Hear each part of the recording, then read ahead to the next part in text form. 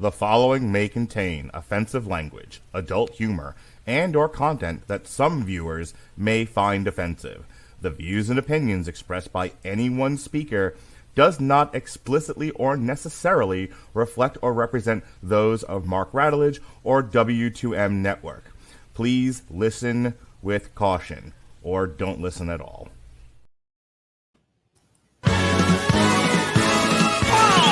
There'll be spectacle, there'll be fantasy, there'll be daring do and stuff like you would never see. Be a movie. Yeah, we're gonna be a movie. Starring everybody And me.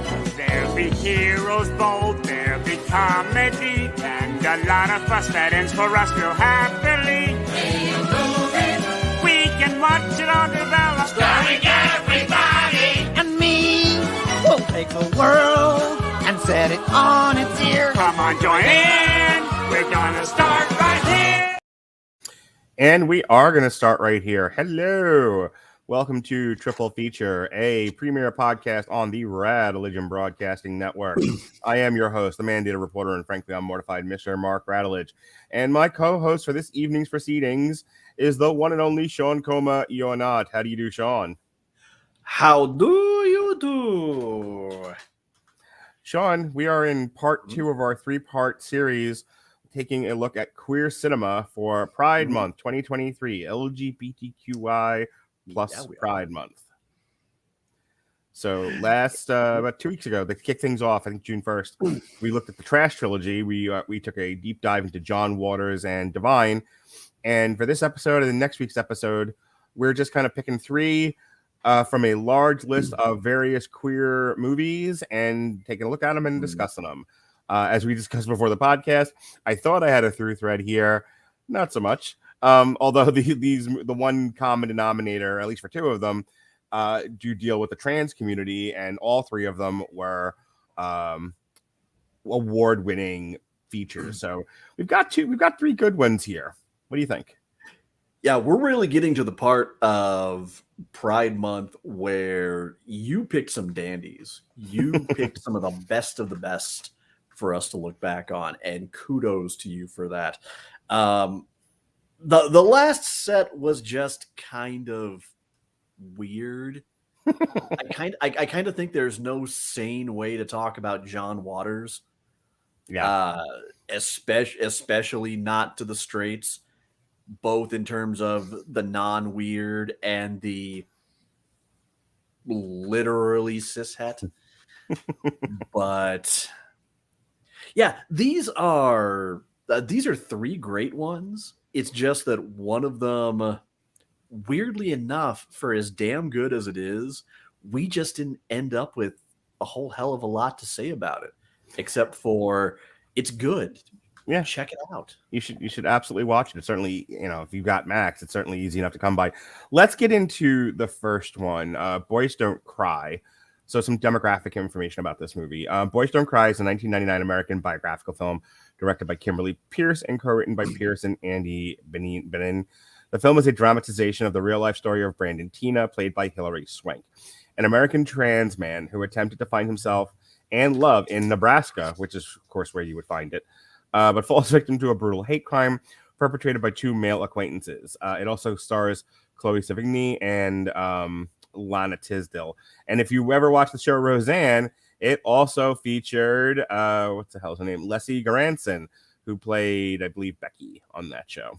Which I was like, which I've been watching. I haven't watched a lot of it lately, but I was watching The Connors, and I was like, hey, I wonder if she got any work besides this show. Well, apparently she was in Boys Don't Cry. Who knew? I saw Boys Don't Cry close to when it came out. I don't think I saw it in the theaters, but I'm pretty sure I saw it on cable when it made its first run. It's brutal. I mean, it's great. And we'll talk about how great it is in just a moment. But it is a rough watch.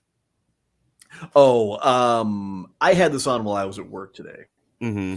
And I no longer work from home. I now work out of an office. And for the most part, both due to just kind of the nature of where my desk is and the nature of my job, I'm left alone for about 99% of the day. Sure. But still, at least about 6 times during the course of this movie.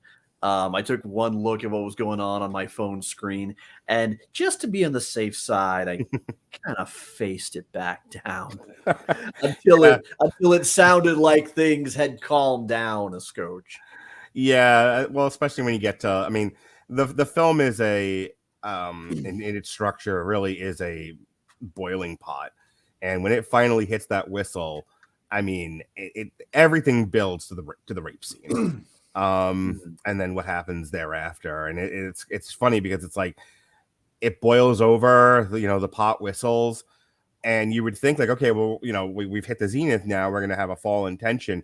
No, not really. It's kind of, it's one of those where it's like the roller coaster just builds and builds and builds and it hits that pop, and then you drop, and you're like, okay, well, eventually we're gonna level off, right? No, it just drops and the ride's over. Like, oof, yikes. It's a tragedy for certain. A couple more things I want to talk about before we get into what this actually is. So other than the fact that it was nominated for multiple awards for the 2000 Academy Awards, Swank won the Best Actress. Swank won Best Actress for the Oscars. Savini was nominated for Best Supporting Actress. Boys Don't Cry, which dealt with controversial issues, especially at the time, again, 1999, was initially assigned an NC-17 rating, but was later reclassified to an R when it was released on home video. In 2019, the film was selected for preservation in the United States National Film Registry by the Library of Congress for being culturally, historically, or aesthetically significant, despite the fact that nobody has sex with a chicken in this movie. So that's good. I'm glad we didn't need that for this. The story is basically we have Hilary Swank playing Brandon, and Brandon was born a woman but is presenting as a man, and trying to live his life in Nebraska, not a bastion of tolerance, but No, it's not. there's a conversation to be had about mental illness and sexual identity. It's not what I'm going to have right this very second, but there's also but you have to put that aside and also deal with the fact that Brandon himself, trans or not, has some mental health issues and has run afoul of the law and definitely tends to be provocative. There's a discussion to be had about wanting to be out and then being stupid about it.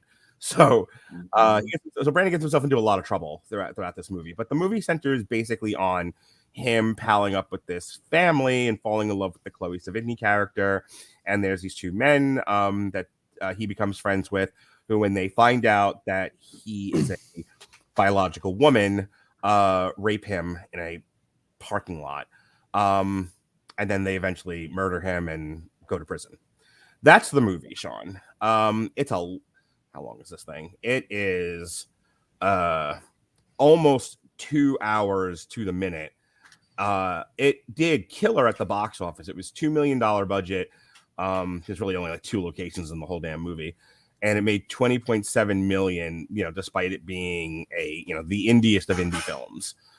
I will say this to kind of get the conversation started. It is definitely a conversation starter in terms of what does it mean to be a trans person, whether it's 1999 or 2099.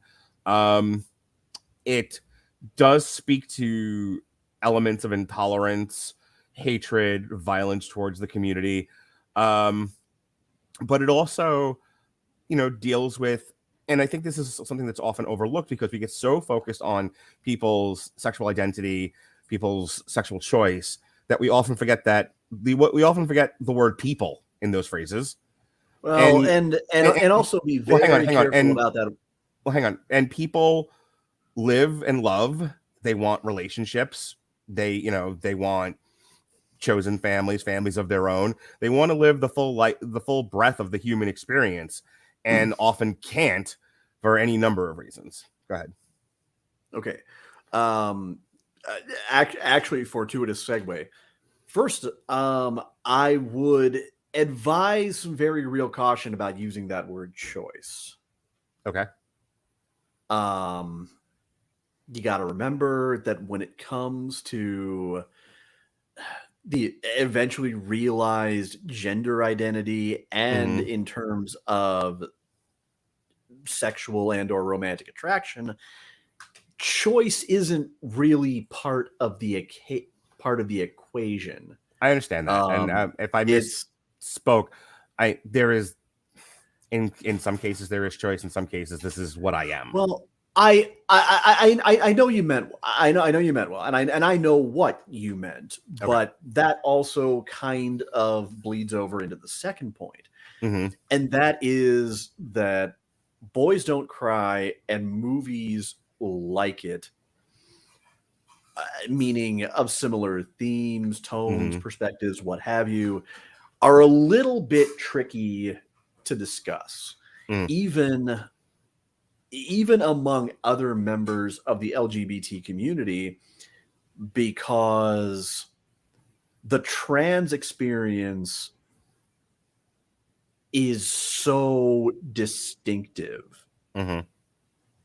in terms of a lot of the perils and necessary cautions, sometimes necessary evils that can come with being trans, especially with being young and trans. And just to kind of ratchet this up to Queer Life New Game Plus, let's throw in you're young, trans, and living in Bumbelch, Nebrahoma.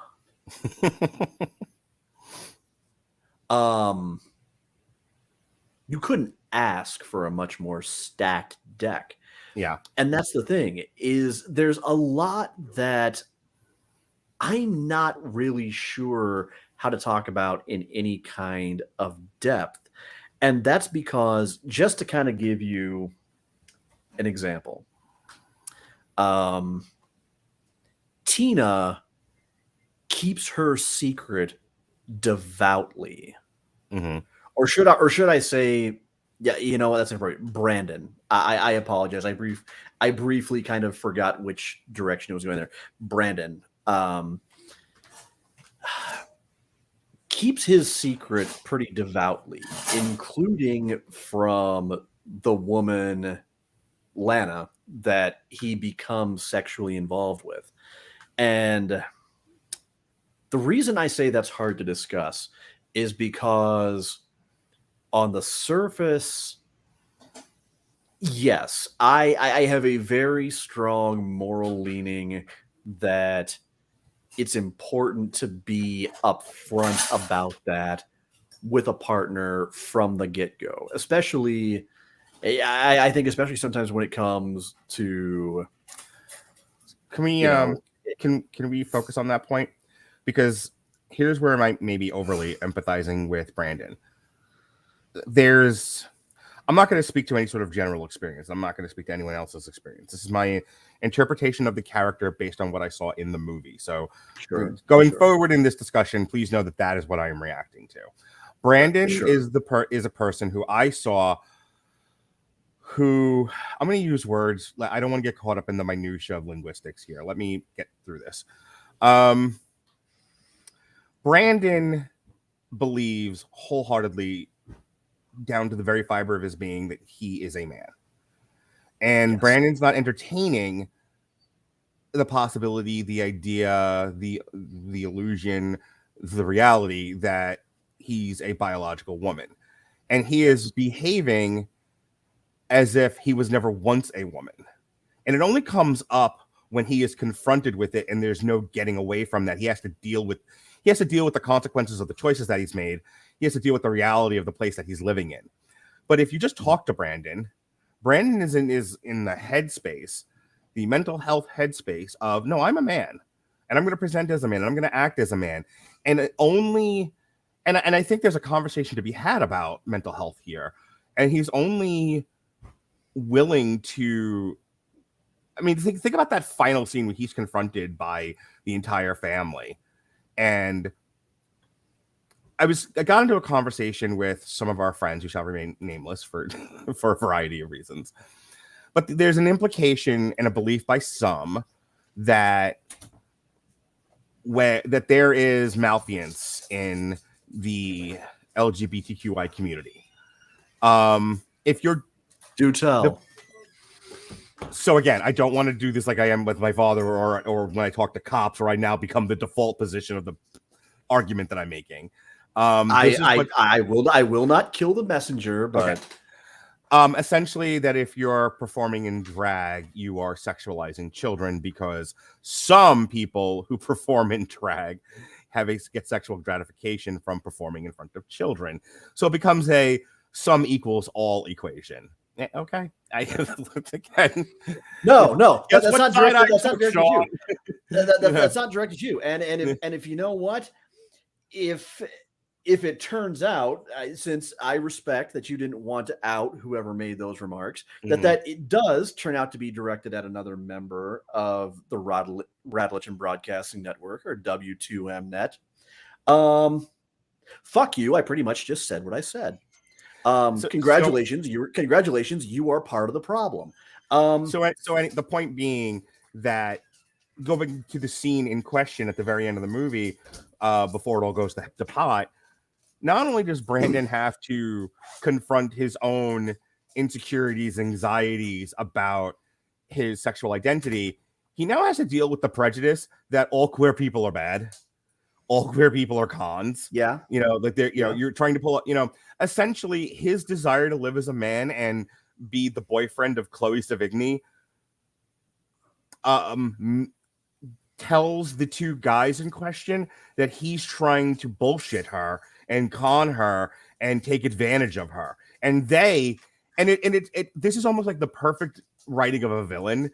They handle it all together wrong, but it goes without saying, but they're acting almost righteously. You have sullied the dignity of this woman by trying to fool her into thinking you're something that you're not, and we're going to punish you for it because we are knights. That is the subtext of that scene.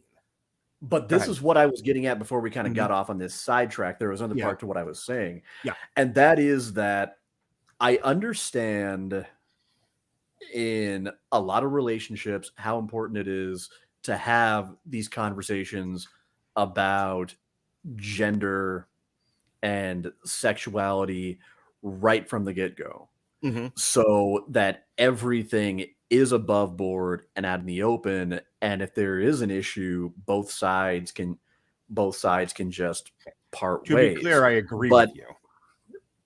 But here's the part that I was getting at, where I don't feel like I'm necessarily qualified to have that conversation.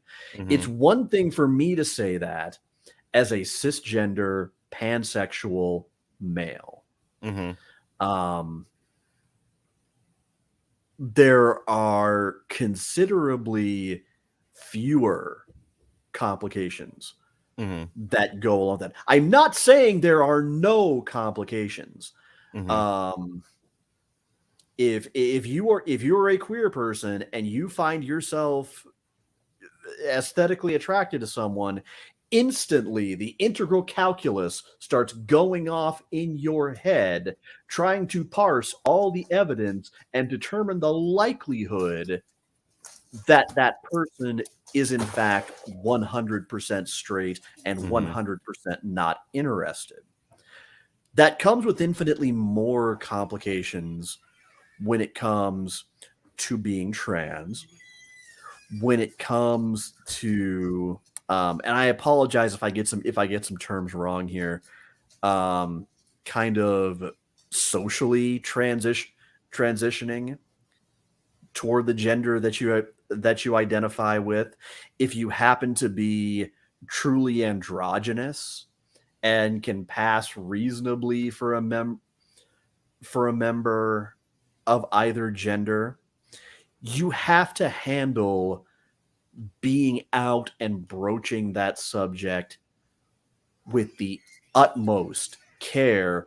And it's because of exactly what this movie depicts. Yeah. And the fact of the matter is, straight folks, y'all have become entirely too fucking numb and comfortable with the fact that Boys Don't Cry is based on a true story.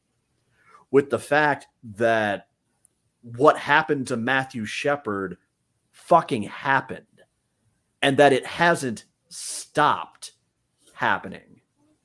Not by any stretch whatsoever. And that's why it's so hard to talk about that if you haven't lived that exact experience. If you haven't been among the most hunted and socially preyed upon stripe of the rainbow. It comes with challenges, doubts, questions, fears, complications, heartache, tragedy that I will never be able to begin to fully 100% understand. But that's also why movies like this are so important, is because you watch it and it's important to take that moment to humbly acknowledge, I don't know shit. If you're watching this as let alone a straight person, a cisgender person, and to take this and kind of acknowledge that moment and kind of use that as a learning opportunity to say, I don't know, but I want to listen and I want to learn. I want to act. I want the trans people around me to feel not only seen, but to feel like my heart is genuinely going out to them and that I genuinely sympathize with their cause and that I want to do what I can to make their lives better. Because I mean, I don't know, I didn't do any extensive research, I acknowledge, into just how factually accurate this is regarded as being, but Lord knows there are enough graveyards filled with dead queer kids to know that this is not some work of far-flung fiction. Yeah, I'm kind of looking at the wiki now, and it doesn't really deal with it. Like what the legacy of this movie is, because again, 1999, and we're 24 years later, and sure, there's work happening now, there's conversations happening now about more acceptance in the LGBTQI community. On the other hand, you have laws being passed about gender affirming care and sheltering children from people. And, the country is definitely compartmentalizing along political and religious lines. So I look at a movie like Boys Don't Cry, and, you can't not acknowledge its importance as a film, its importance as a piece of art, its importance as a conversation starter about the length and breadth of experiences of a trans person. But I think where I'm going with this is sort of a final point before we move on to Ed Wood, is how much further along do we think we are from what happened in Boys Don't Cry? I mean, if a trans person is living in Nebraska now, are they better or worse off than Brandon was at that time? And I mean, I don't know, but I'm going to take a wild guess, not so much. Well, fun fact, one of my best friends happens to live in Nebraska. And in fact, her ex-husband happens to be an extremely transphobic bigot. If you've ever seen me on my socials, you've ever seen me refer to Trevor Project donations as the "fuck you Nathan" donation. If you've ever seen the receipts that I've posted after my Overwatch streams, where I donated money in honor of Nathan Metzger, who is a Lutheran pastor, by the way, who tried to sabotage his own kids' gender affirming care. Yeah, I can tell you that if you think we're much further along from this at all, you're fucking deluded. Yeah, that's what I figured. You're a fucking deluded, illiterate, blind dipshit. And I pray that you never get jarred into reality by anything like this happening to someone that's close to you. It's very real. I want to ask anyone who lives in the Orlando area how real it is. I live in the Tampa area, and I have people that are leaving Florida. I don't want to get too much into someone's personal situation, but we know somebody who is dealing with a child who is trans, and because of what's happened recently here in Florida, are fleeing to Spain. They're not fleeing to Los Angeles. They're not fleeing to Chicago. They're not fleeing to New York. Fucking Spain. We drove. Not even Canada. They're leaving the continent. Yeah, we drove. We, the United States, we the state of Florida, drove 2 tax-paying professional people and their children out of the fucking country, and they may not come back because they don't. Oh, okay, as in drove, as in pushed. I thought you meant drove, as in you help, as in like you and Melissa helped them get away across the Atlantic bridge from our dumpster fire. No, not physically drove.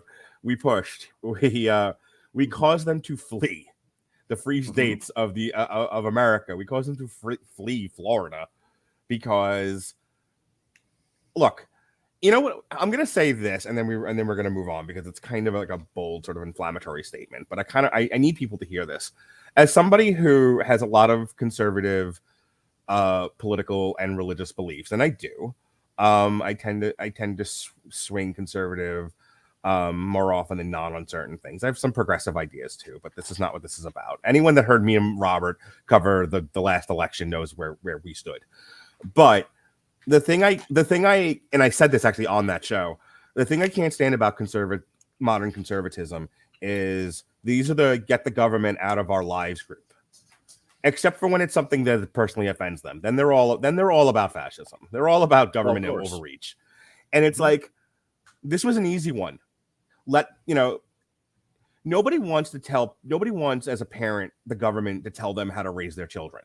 We hear this all the time. Like I got into a really raucous debate with some of the law enforcement people that I work with over teachers teaching LGBTQI stuff in the classroom or sex-related health stuff in the classroom at the elementary school level. And they were like, that should be something that should be covered by the parent. Okay. Because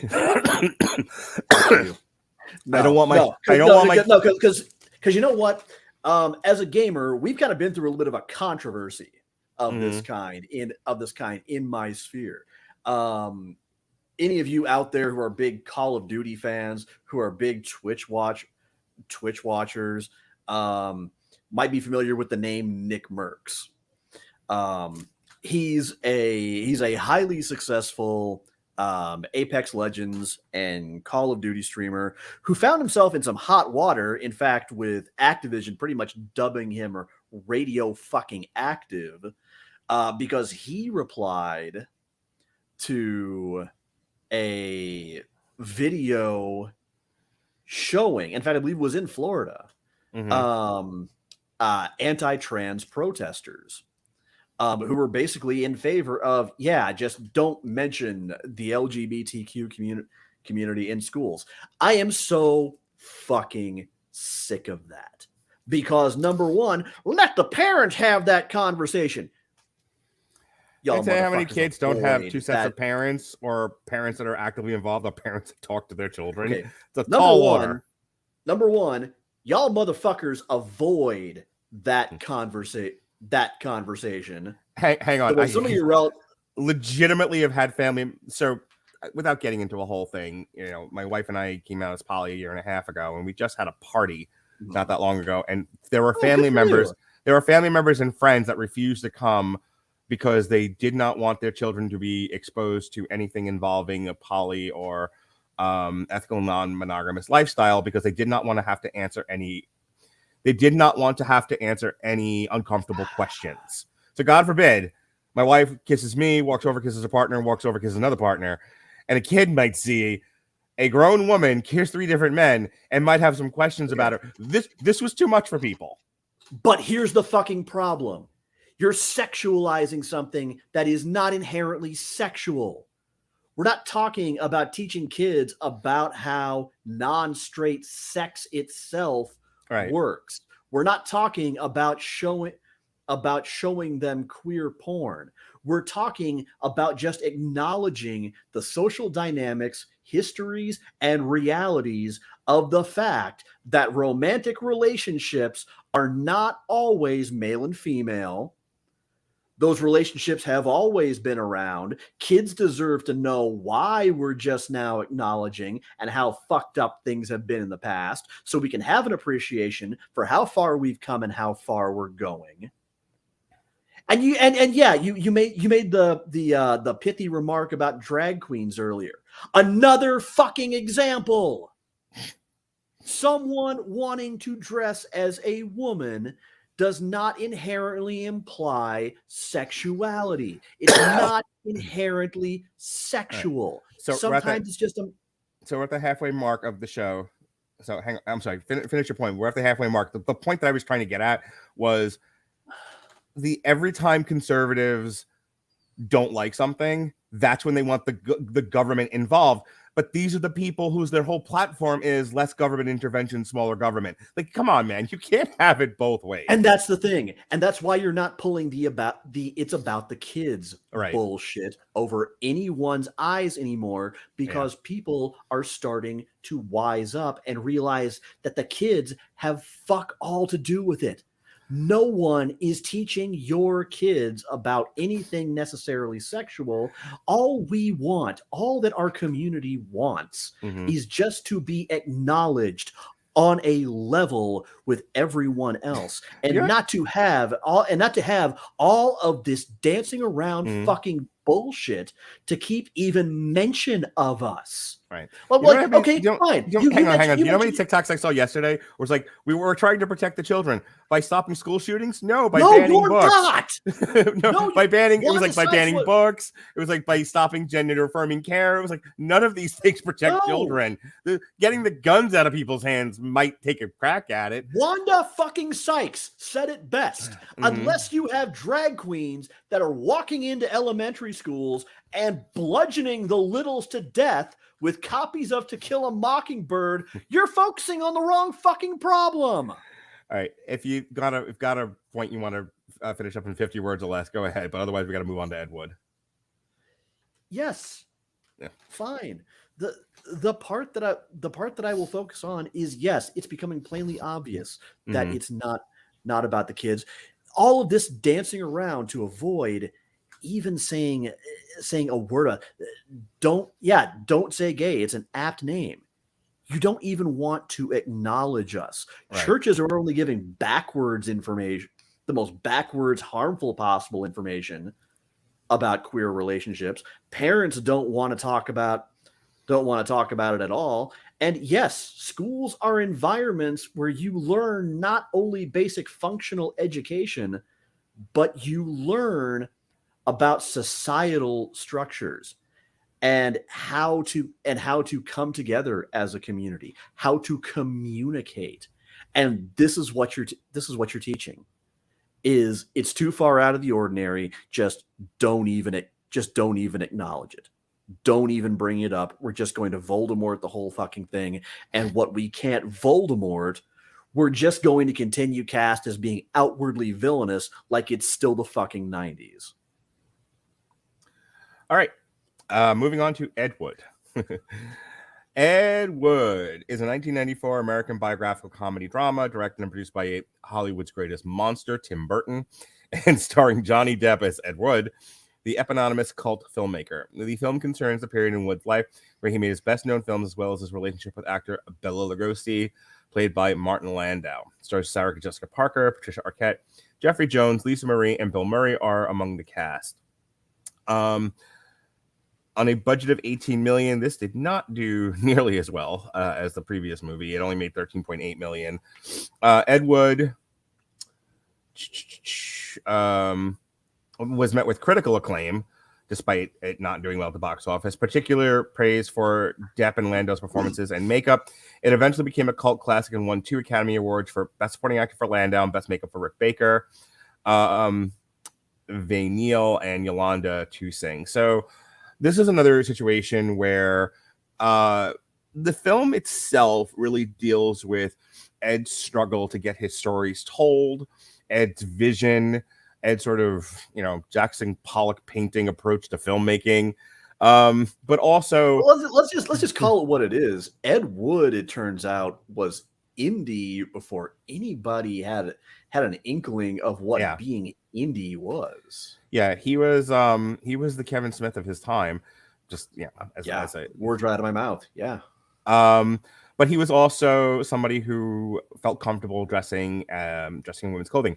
And I'll tell you, one of the things I like about Ed Wood, I can talk about the plot in just a second, but one of the things I really liked about this movie, having watched the second time, because the first time I saw it was in 1994 in the theater.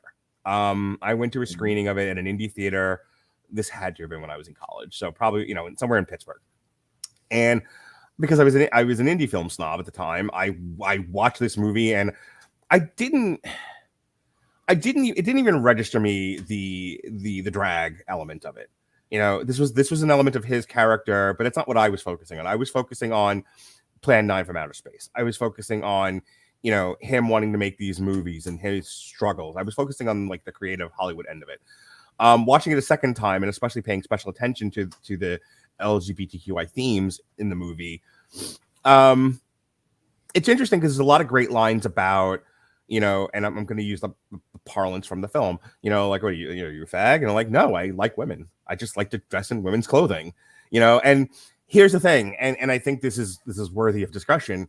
That still goes on today where, if you feel comfortable for whatever the reasons are wearing any degree, either full on all the clothing or just undergarments or whatever your makeup, whatever makes you feel pretty and makes you feel comfortable. And the first assumption is you're gay. You're a homosexual. And it's like not the same thing, not even really on the same subject.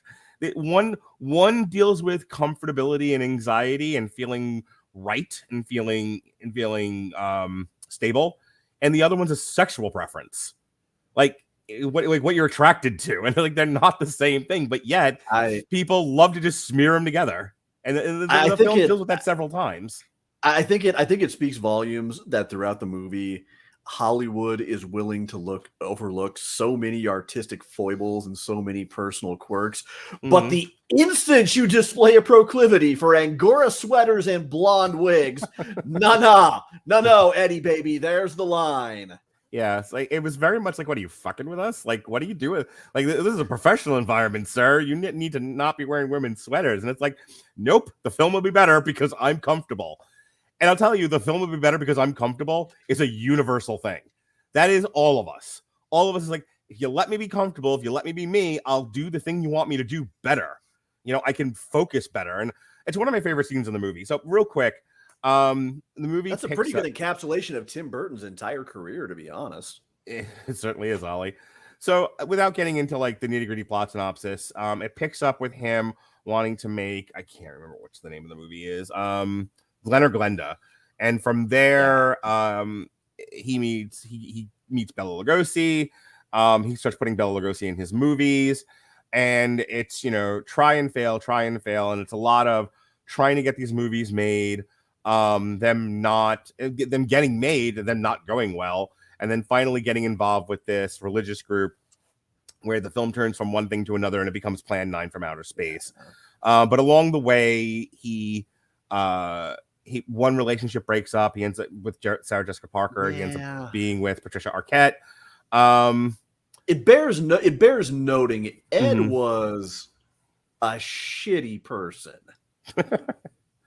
It's funny when you talked. So here's a link. You talk about Brandon should have identified himself to Chloe Sevigny well before they got intimate. All right, I don't want to rehash the last 30 minutes of this podcast. That was the point you were making. A very similar thing happens in Ed Wood, where let's hang on. Well, let me tell people what it was. I want to clear up first. I was saying that was my initial inkling, but then I had to kind of back off of that because I realized, well, wait a second. In this case, in the case of a lot of trans people, that comes with complications that I can't begin to understand. So that's why I was saying maybe I'm not Okay. I'm not the best person to pass judgment there. Yeah, I mean, So look, there's a just certain so we're degree of clear on trust that. because, like, I love you, I'll always accept you, I'll always. Okay, Yeah. well, I'm trans. Oh, fuck, I wish you were dead. You know, people can switch on a dime. So, you know, Yeah. it's. So anyway, just as an aside, without getting in any way deeply personal, try telling people about your poly situation and watch how many people fucking walk away from you. Just saying, we're still have a little ways to go in terms of accepting people, you know, and their assumptions about what you'll do, little bit, and their assumptions about what you'll do to their children or what their children see you do. Anywho, like I don't always love this community, but some people take a Xanax. Pornhub is not PBS, you assholes. Anyway, so getting to the point of like now we're in the 50s? What fucking when? Yeah, 1952, and Ed has been dressing in women's clothing secretly for some time, and he finally reveals himself to Sarah Jessica Parker. And oh no, shock of all shocks, she doesn't accept it. She has a real hard time with this. It's like, look, go to your loved one, go to your partner, and reveal something about yourself, and hope to God they're on your side with it, that they're accepting that, you know, because it's the worst feeling in the world. And we're not even like, let's get away from the whole like sexual identity thing or anything involving sex. And just tell your loved one how you feel about something. When they don't accept it, when they're mad at you because you feel the way that you do or you are the way you are, what a crushing blow that is. How horrible it makes you feel. Now imagine. Easily, go ahead. I was gonna say pretty easily the two most nerve-wracking moments in my early relationship with Anne were number one, when I had to come clean that I was homeless. Mm-hmm. At the time.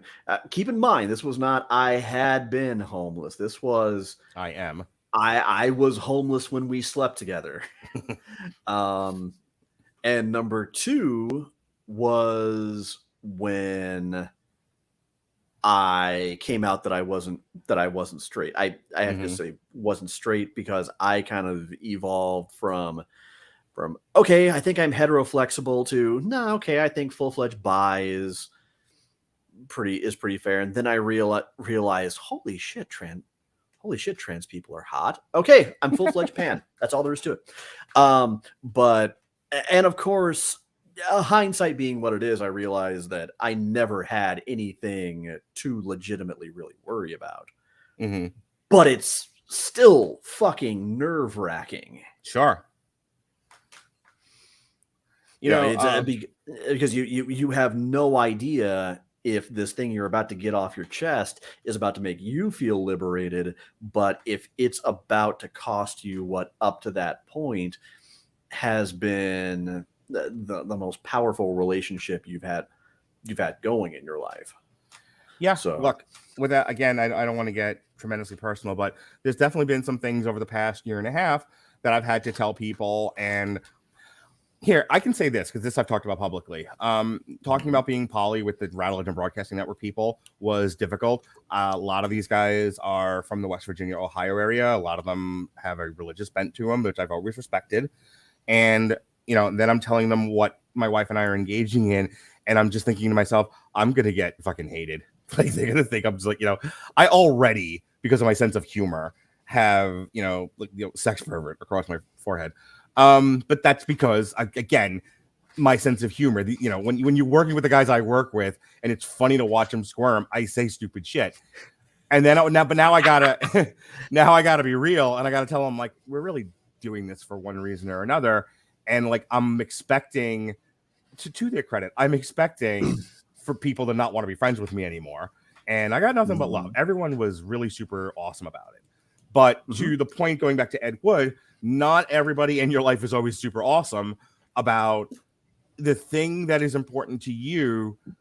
They're not always accepting of it. And Ed Wood, the film, deals with that in a lot of different ways. You know, again, there's a scene where, and sorry, I'm watching The Offer on Paramount Plus, and it's about Al Ruddy and his producing of The Godfather.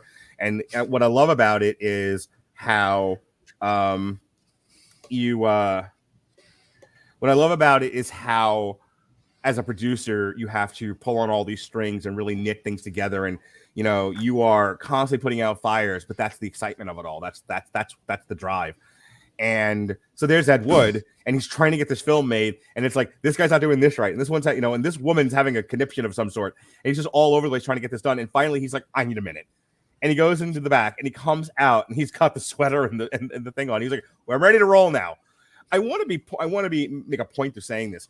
He did not come out like, I don't know how else to say this, and I really don't want to get into a fight about linguistics, but he doesn't come out like all like femme about it.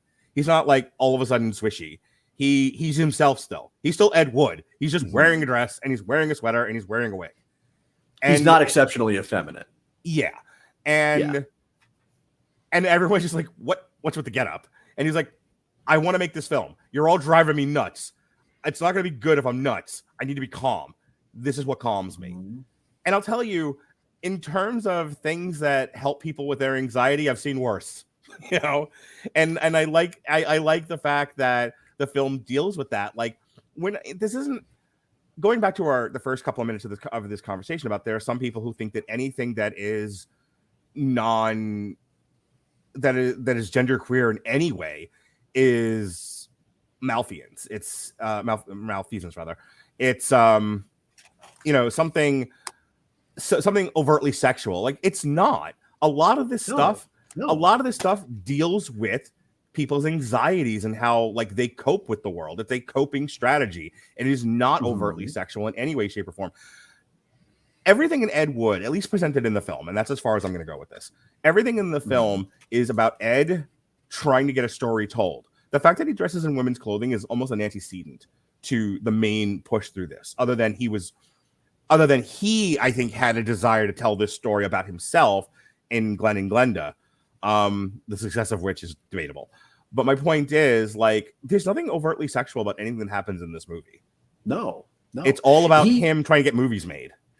He really is the quintessential queer indie filmmaker in terms of like a lot of filmmakers. Not saying that all of them are necessarily bereft of any concept of craft, but there have been so many that at one point or another in their career, usually the earliest stages of it, had something truly profound to say, often about gender and sexuality. Right. But they kind of lacked would artifice be the right word to necessarily convey that in the most elegant way? I mean, you have to think of it as for every Ang Lee, there's at least one early days John Waters. Yeah. Somebody who, Ang Lee's Brokeback Mountain was this like this haiku narrated over a sweeping, emotive orchestral backing. Early John Waters movies might as well be, like a Jello Biafra solo album. You're speaking my love language now. Mentioning Jello Biafra. See, I know how to get my point across. But really, I gotta say this in general, and this may be a hot take to some. Hi, Alexis, how you doing? I think this is arguably probably Tim Burton's most sincere and just overall. It is his most. It is by far his. It is by far his most mature. Yeah, I was gonna say it is by far his most mature film. Yeah, for as much fun as Corpse Bride and Beetlejuice and Batman may be to watch, and for what an emo touchstone Edward Scissorhands was, I think this is his greatest all-around movie. I don't think he ever has done or ever will do anything that is going to top this, because it is so genuine. It does come so directly from the heart, and it's what makes it so easy to appreciate. I'll tell you this, like looking at his filmography, So we have Pee-wee's Big Adventure, Beetlejuice, Batman, Edward Scissorhands. I Batman always Returns, forget Pee-wee's Big Adventure. Mars Attacks, Sleepy Hollow, Planet of the Apes, Big Fish, Charlie and the Chocolate Factory, Corpse Bride, Sweeney Todd, Alice in Wonderland, Dark Shadows, Frankenweenie, Big Eyes, Miss Peregrine's Home for Peculiar Children, Dumbo, and then that's it as far as stuff that's come out. I'm going to go ahead and tell you, looking at this list, with the possible exception of Big Fish, this is the best thing he's ever done. Like, and I like people like, but 89 Batman has his problems. Check out Sean and I talking about that in the very first. But it's also a completely different animal. Sure. It is Johnny Depp as you just don't see him particularly often. It's Martin Landau delivering what I think had to be like a career top 5 performance. Sure. Patricia Arquette was just fantastically sensitive and empathetic and just purely loving. I was gonna say I love Sarah Jessica Parker on this. I'm not a huge fan of her. Oh, Sarah Jessica Parker was fantastic. Even George the Animal Steel was an absolute. Oh yeah, he was an absolute treat to watch. Oh yeah, he was. It was a lot. When I remembered seeing it, I mean, because obviously being a child of the '80s, I watched. Pat and I did a whole thing on WrestleManias. I know who George the Animal Steel is, so I remember watching it. I remember back in 1994, and like, oh shit, he's in this movie too. And then watching it again because I completely forgot about it. I'm like, oh look, there's George. Anything else? My anything else is. It's rare that you see Tim with an absolute absence of pretense. Without watching something and just thinking that whatever it was intended to be initially, Tim just fucking crippled it. This is one of those rare times, and it's not just in my Rushmore of Tim Burton movies. Disclaimer. Come for me if you want to. I have receipts. No, I do not count Nightmare Before Christmas as a Tim Burton movie, and nobody should. I said what I fucking said. I look forward to your comments. But this is the one that quite possibly more than 89 Batman, more than Beetlejuice, more than Edward Scissorhands, I would recommend people actually go out of their way to sit and watch at least once. Absolutely. All right. And rounding out our trio of films is not something Gia, a drag or a trans person, but Gia.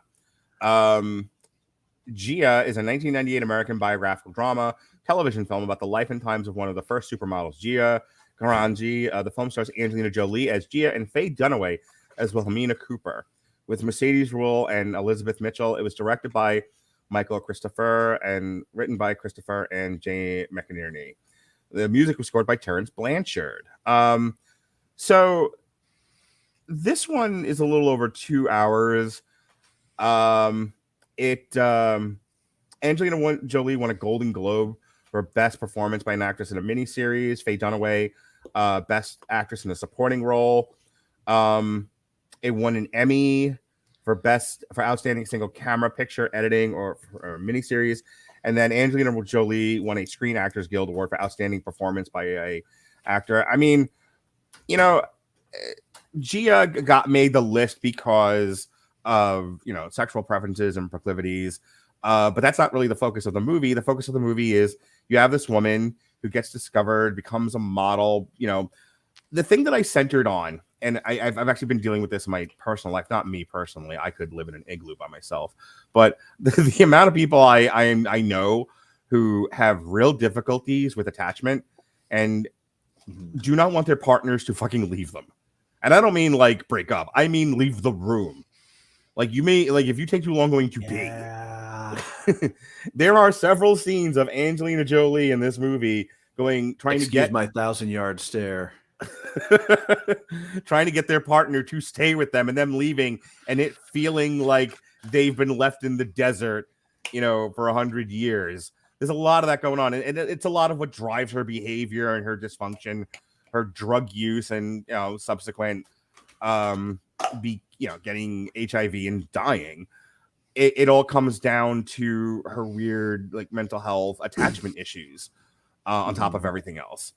So that's a lot of what Gia deals with, and that's kind of what I was focusing on throughout this movie was how, again, we were talking about through threads. If there's a through thread through any one of these movies, it's how your protagonist has some serious mental health struggles for one reason or another.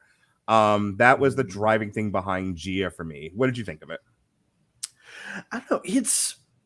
It's a weird one to consider amidst all of these really important queer movies with so much to say, because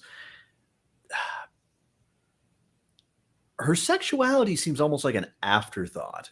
Yeah. In terms of everything that slid downhill for her. Mm-hmm. You don't really see a whole lot of pushback at her being queer. Definitely not much ostracization.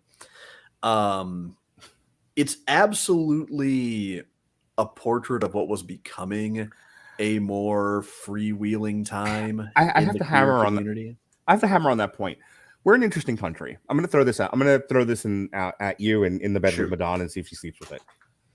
If only women were gay, would we be prejudiced against homosexuals? Because I often think that fuck no. I often think that in this country, at the very least, I'm not going to speak to the rest of the world, but we don't have a problem with gay women.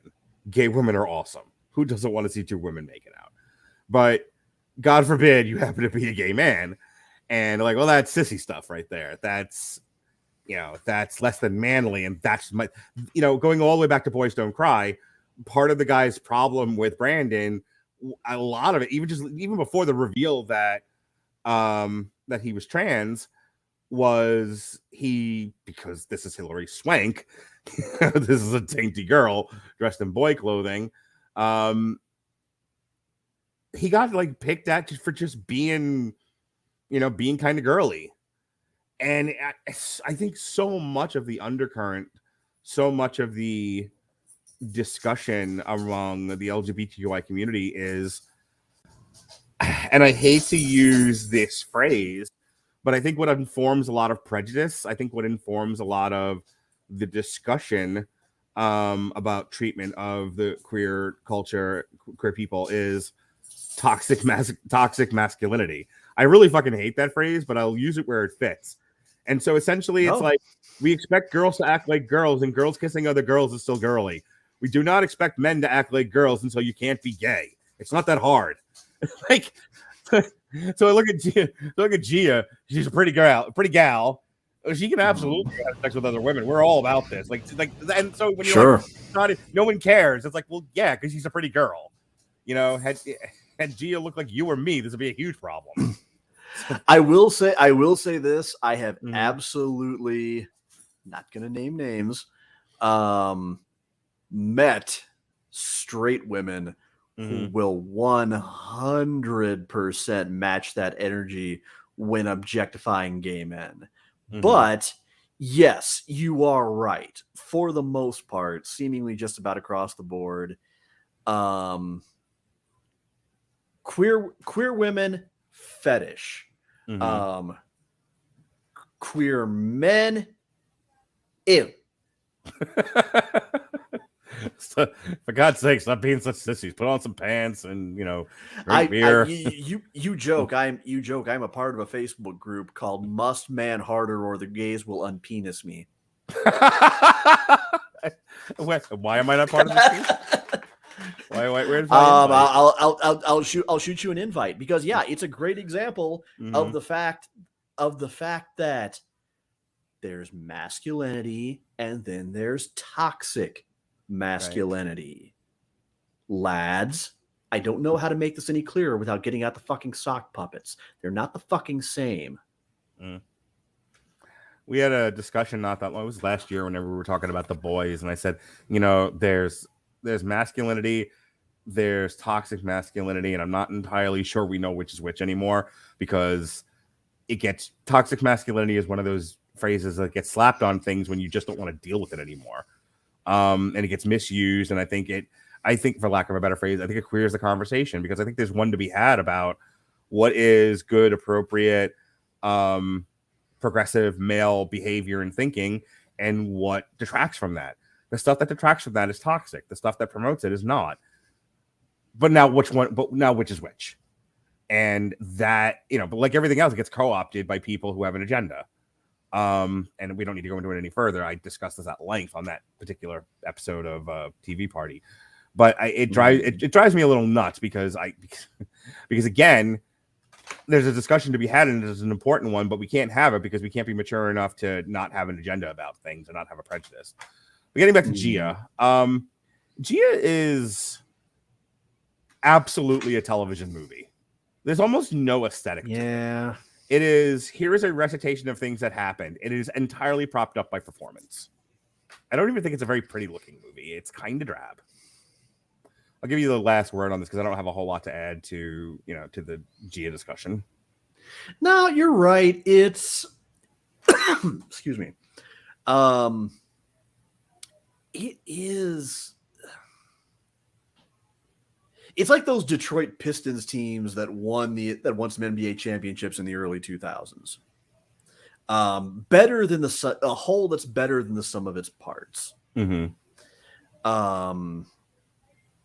It is one of Angelina Jolie's finest early performances. In fact, I would kind of regard this alongside probably Girl Interrupted as the breakouts that really put her on the map. And it goes to show sometimes just how effortlessly excellent her acting can be when she's really on and has the right script and she's motivated. But no, you know what? We have a drinking game to live up to. Okay. If I'm to make a wrestling comparison, it's kind of like if someone, the whole movie is kind of like if someone comes up to you and asks, show me a great Arn Anderson match. You can think of all kinds of great matches that he's in over the course of his career, but you can't necessarily point to just one. Yeah, he doesn't have a Ricky Steamboat Flair moment. Yeah, or Jake Roberts or Rick Rude are another couple of them. This movie is kind of like their careers. Aside from maybe the photo shoot with the steel fence, with the chain link fence, sure, there's not much you can point to as a definitive, what does Marcellus Wallace look like? Life is like a box of chocolates. I love the smell of napalm in the morning. Quintessential moment that defines Gia. I was thinking like the Basketball Diaries. And I go to this all the time. I go to this for so many different things. But if you ever watch the Basketball Diaries, at the very end of it, Leonardo DiCaprio is utterly strung out, and he's banging on the door, and he wants his mom to give him money for drugs, and she won't do it because enough is enough. And he's screaming at this door, and then eventually gets dragged away by cops. I mean, it's a gorgeously directed, beautiful, heart-wrenching, tragic scene. And even like the Basketball Diaries itself has an aesthetic. It has a point of view. It's very artfully directed. Clean and Sober with Michael Keaton. I mean, that's a deep cut, but I remember from back when I watched it when I was a kid. Like, if you're looking for a movie that tackles the subject matter of substance abuse and rehabilitation, Clean and Sober is a really good one. I was thinking, oh god, there was and then she gets HIV and ends up dying of AIDS at the end, and then so you have Philadelphia with Denzel Washington and Tom Hanks. Yep. Which again, it's not like overly artsy, but I mean, it's a very well directed movie. I want to say that was also like an Oscar nominee, if not a winner. So my point being is like, there's ways to do a movie like this to where you're using the film medium in an artsy way and not just a recitation of events. This is the latter, not the former. Yeah, it's still not a bad 2 hours. It's not a movie I think you will regret watching. But I would say don't go in looking for something that's going to take a spot on your personal Rushmore, even among Angelina Jolie movies. And I think, rounding out this discussion about queer cinema, not every queer movie has to make the point about queerness. It can just have gay people in it. It's fine. These people exist in the world. This was something I said at the top of the show, as going back to Boys Don't Cry and Brandon. Brandon was a person. He wanted to, he wanted to love, he wanted to live, he wanted a profession, he wanted to exist in the world the way we all want to exist in the world, generally unimpeded and molested by other folks. Generally we all recognize, I would like to think, life can be uphill to one gradient or another. It doesn't have to be a fucking 90 degrees straight up, the way some people experience it. And the point that I'm getting at is Gia is one of those movies where it's just like, I think it's important to put a spotlight on it because here's a person who just happened to be non-straight, living in the world, doing a thing, having other problems. Like, the fact that she's not straight is not the issue here. And it's important to watch those movies too. It's important to, I think, group them in, as we did tonight, with the heavy duty queer cinema ones, because the more we normalize the more we normalize the non-queer, the better off this society is going to be. I know there are at least a half a dozen people who are going to hear me say that and go, "Fuck you, Radulich." No, it's true. The more we normalize the weird, the better society is. The more that we compartmentalize and treat people with exclusion, really the worse society is. The more problems you create. I'll let you have the final. I've come to realize that when it comes to queer media, there are important places for kind of both halves of that spectrum of media, where queer relationships and lives and the things that make our community distinct, past, present, and even future, are important to depict, to really shine a normalizing kind of light on. So it's something that does become just kind of an accepted part of our culture, so that we can all just live our lives in peace. But there's also definitely a place for those movies that unflinchingly talk about and depict the things that everybody is a little too comfortable to be able to actually talk about. There's room to highlight maybe even a couple other movies that we've talked about. Hint, hint. A movie like Fire Island. And then you've got Brokeback Mountain and Boys Don't Cry. I believe that both are absolutely vital. Same goes for Ed Wood and Gia and a host of other flicks. It's all important because it's all a part of the same story. And I think we sometimes seek to emphasize one a little bit too much over the other. And I feel like the normalization is what we're trying to get to, but it's not a place where we can afford to kind of exist as audiences, filmmakers, actors, critics, what have you, until we have actually fully come to grips with the other side that we're still not talking about, that we're still not addressing fairly, and that is continuing to have an impact today as generations keep passing those antiquated, hateful, archaic beliefs down to their kids, who just kind of swallow it up, like, spoiler alert, like I once did. Something that gets brought up on Damn You Hollywood. If you've ever watched Damn You Hollywood and experienced me and Robert, I'm like the default liberal on that show because Robert is way conservative, and I love Robert to death, and it's not a knock against him. But even someone as conservative and as Mormon as Robert has said, gay isn't a character. And way too much in the movies that we watch and the television shows that we binge, the lazy writing Black is a character. Gay is a character. Girl is a character. Like, come on. Like, gay. If you've ever met somebody who is in any part of the LGBTQI community, they are just as awesome or fucked up as anyone else you know. The fact that they happen to have a sexual preference or identity that isn't cis straight is not the point.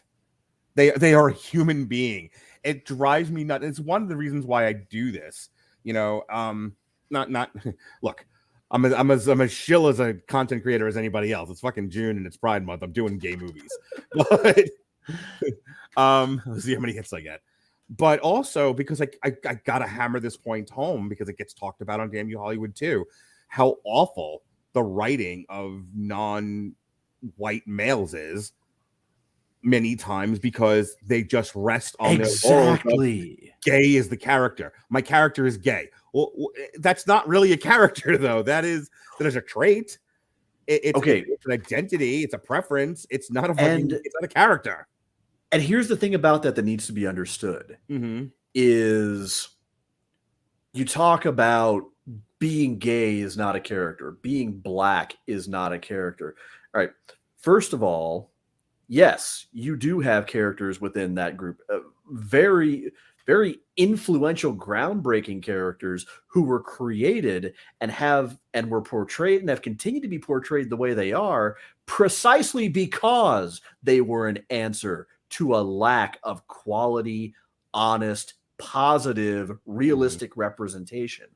I could go down the line for just about any group you want to talk about, but my personal favorite bullshit straw man argument is, I can't wait to see Matt Damon play Black Panther. Oh, really? Because I get the Ryan Gosling one in our group.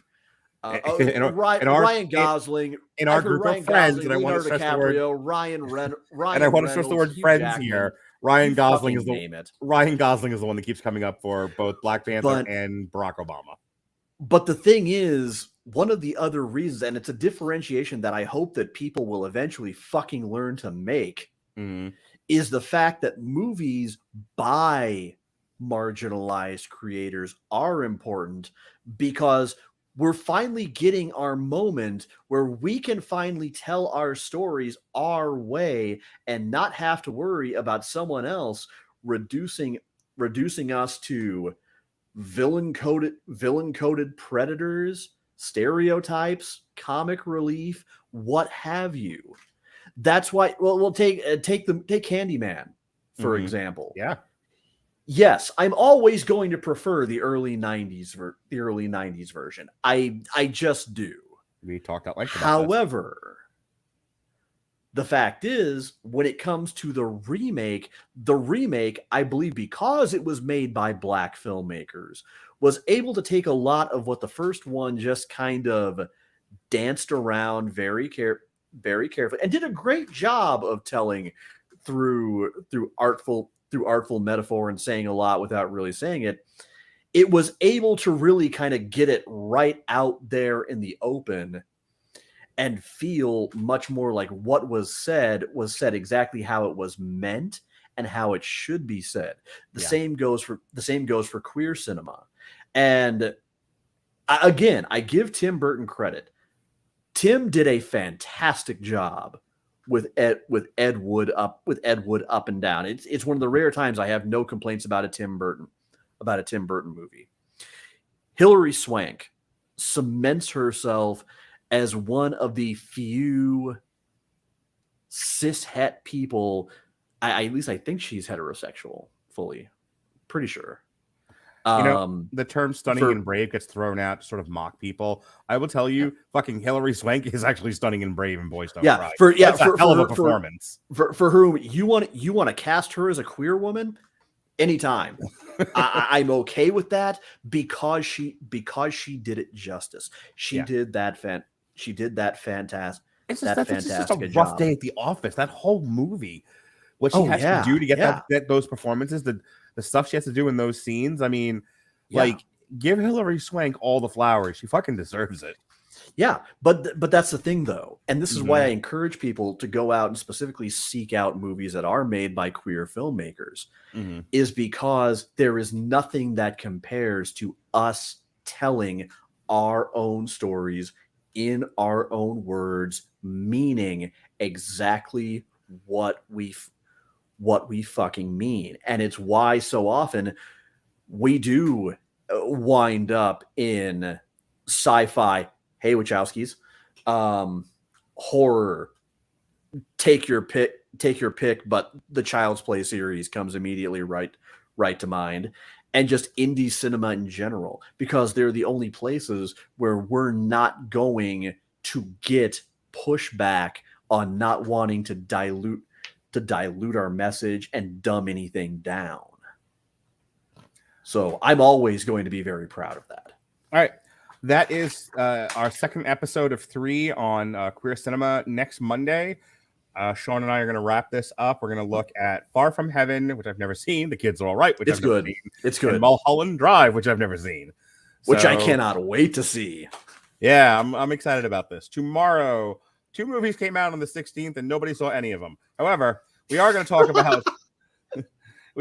about Elemental, and then in a week from tomorrow, we will talk on the 27th. We will talk The Flash, and you might be saying, Radulich, the talk of the town is The Flash. Why aren't you doing that first? Well, because they were supposed to come out this Friday, not last Friday, and then DC, in one of their yet again one of their wonderful strange decisions, decided to move it back a week, thinking, oh, we'll have 2 weeks between that and Indiana Jones. It'll give it some time to make some money, I suppose, and we'll counter program Elemental, and it'll be just fine. Listen, there are 2 rules in this world. You don't tug on Superman's cape, and you don't fuck with my schedule. You put Elemental first, Elemental gets reviewed first. But you might say, but Radulich, don't you kind of sometimes review 2 movies at the same time? I don't want to. The Elemental. I don't want to do 2 new movies in the same show if I can help it. Sometimes I can't help it, and sometimes it's 2 streaming movies, and Robert and I can get it done in 90 minutes. While my partner, the ultimate pithy fu. I don't want to. No, but as I said to Robert, I think The Flash is going to take a lot of conversation. I don't want to have to limit ourselves, because we also have to cram Elemental in there too. So we'll do Elemental first, and then the following week we'll do Flash. I think that is it for shows. As far as canned hams, we've got this week we've got The Movies That Don't Suck and Some That Do. They're doing Tuesdays, Leslie, and they're doing their review of Spider-Man Across the Spider-Verse. On Friday, which is kind of becoming Alternative Commentary Friday, is a show we did from, I think, 2019. It was Overeem versus Rosenstreich, which, if I remember correctly, that's the one where Rosenstreich cracked Overeem's head open like an egg. That's a UFC on ESPN card that Robert and I did. That'll re-air on the 23rd. Once upon a time, Jesse Starcher and company did a alternative commentary for the Indiana Jones and the Temple of Doom. That's going to get re-aired on the 24th. And then it's Metal Hammer of Doom Sundays. We are back in full effect, and we are doing Cannibal Corpse, A Skeletal Domain from 2014. Jesse Starcher's dropping a source material, What If, Volume 2, Number 1, on Monday.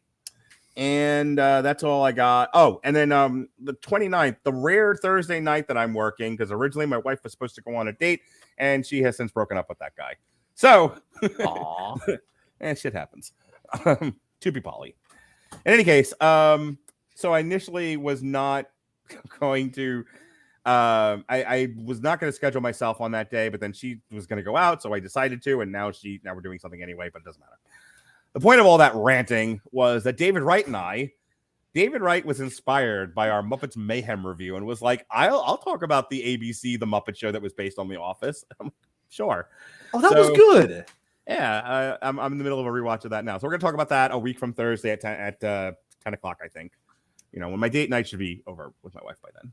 All right, that's what I'm doing. Sean Comer, Esquire, the third. Show us where you pissed from. By all means, continue tagging along with me at Twitter and Instagram at Comer Codex, same handle, as I march the next 350 some days towards finally becoming a married man. Hey. Aw. And along the way, if you want to join for even more fun, you can catch me over at twitch.tv/ComerCodex. As a matter of fact, just as soon as I get off of here, I am going to be jumping on Twitch for a few hours, just having a nice, chill Overwatch stream. I've been away for about a week doing kind of a planning kickoff in Kansas City, and I'm rusty. So, yes, I am donning the Sacred Pride Tracer t-shirt. I'm ready to go get my pew-pew on. And at my best, I am usually streaming about 3 days a week, Wednesday, Thursday, Friday, usually Wednesday evening, and then Thursday and Friday during the day. I play a big variety of stuff, lots of story-based games, shit ton of Overwatch, and I love to come up with wacky challenges that raise money for the Trevor Project and suicide prevention across the LGBTQ community. Okay.